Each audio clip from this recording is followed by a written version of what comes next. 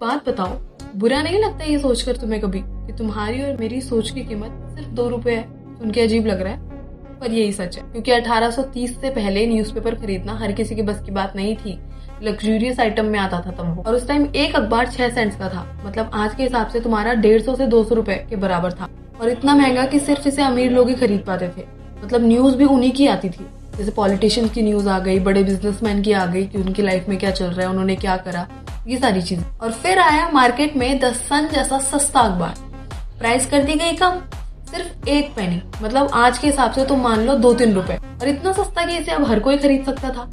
और जब सस्ता बेचना ही था तो बड़ी ऑडियंस भी चाहिए थी, मास ऑडियंस चाहिए थी उन्हें।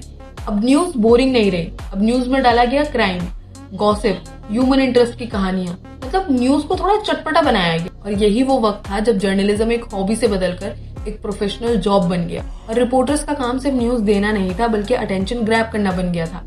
पहली बार इन्फॉर्म करने के लिए नहीं, बेचने के लिए न्यूज लिखी गई। आज का एल्गोरिदम और 19वीं सेंचुरी का पेनी प्रेस, दोनों में ज्यादा कुछ फर्क नहीं है। Attention is equals to money. अब जब मास ऑडियंस तक पहुंचना गोल हो तो कंटेंट भी उसी हिसाब से डालना पड़ेगा। इससे जर्नलिज्म की रीच तो बढ़ गई, लेकिन कंपटीशन ने एंटरटेनमेंट फैक्टर को भी जरूरी बना दिया। This is episode 16 of my series from stone to story. अब मीडिया पब्लिक की थिंकिंग को शेप तो करता है, पर अब सवाल ये है कि वो हमें एक सिटीजन समझता है या फिर एक कंज्यूमर। इसमें आपका क्या ओपिनियन है, मुझे कमेंट सेक्शन में जरूर बताना। Till then, stay tuned for the next episode.